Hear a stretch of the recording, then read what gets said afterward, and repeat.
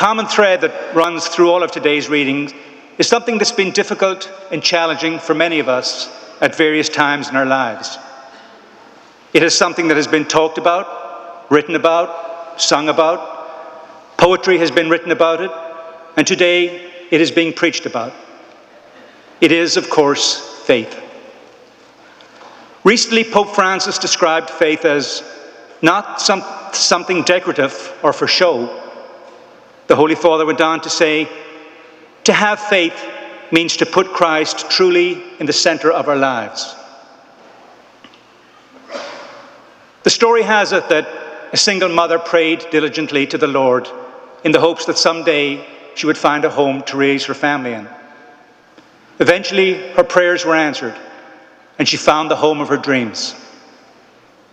They moved into the house, and early the next morning, she got up, walked out onto her front porch, looked up to heaven, and said, "Praise the Lord." There was an atheist living next door. When he heard this, he stepped onto his porch. He looked up to the sky, and he said, "There is no Lord." And so it went for a number of years. Each morning, the lady stepping out onto her front porch, offering her prayer of praise, and each morning, the atheist offering his rebuttal. Eventually, the lady fell on hard times. She stepped onto her porch one morning, looked up to heaven and said, "Praise the Lord."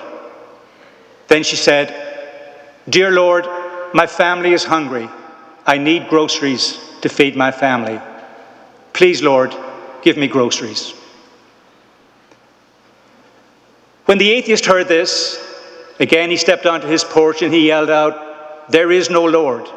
You will get no groceries because there is no Lord." The next morning, the lady stepped out onto her porch again, and there before her were 5 of the fullest bags of groceries you've ever seen. She raised her eyes to heaven and said, "Praise the Lord, he gave me groceries." Suddenly the atheist jumped out from behind the bushes and said, "There is no Lord. I bought and paid for these groceries out of my money to prove to you that there is no Lord." The lady's head dropped momentarily in despair, and then a broad smile came across her face, and one more time she raised her eyes to heaven, and she said, "Praise the Lord. Not only did he give me groceries, but he made the devil pay for them."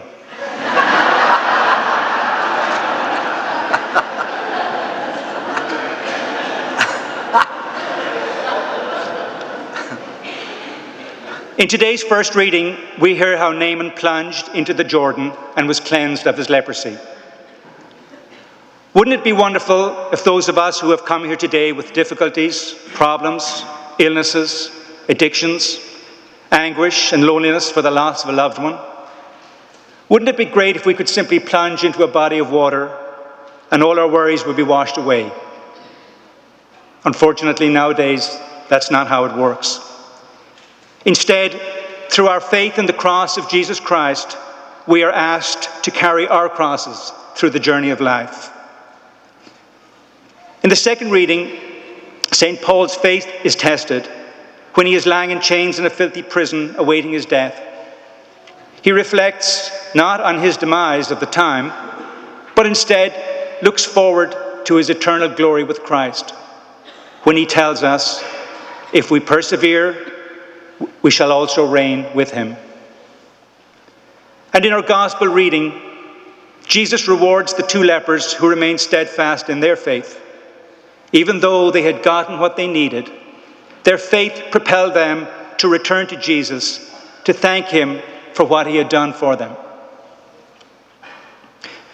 But what is faith to today's Catholic, and how do we make it known? How do we profess it?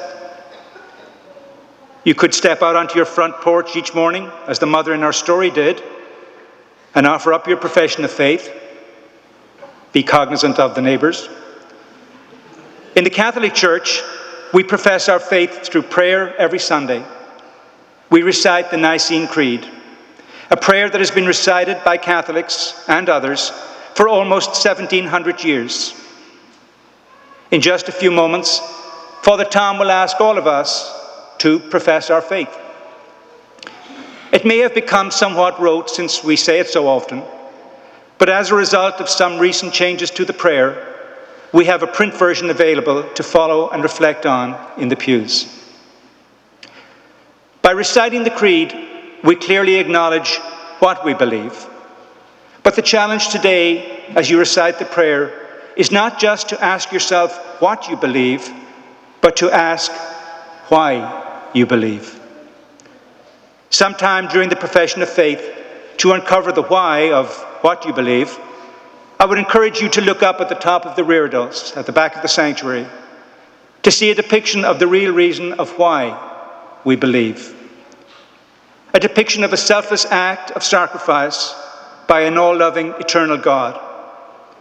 Through the life, death, and resurrection of Jesus Christ, we are given hope. And from that hope comes our faith. Our journey of faith is not an easy one.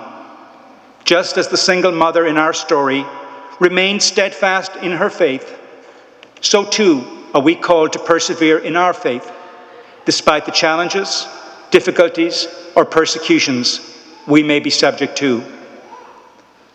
A good exercise for this coming week would be to take the words of what we believe, bolstered by the faith of why we believe, and use them to seek out the Lord in our daily lives, no matter what the challenges, difficulties, or hardships that may arise. This journey will end for all of us. It is through our faith in Jesus Christ now that we prepare ourselves for the next one.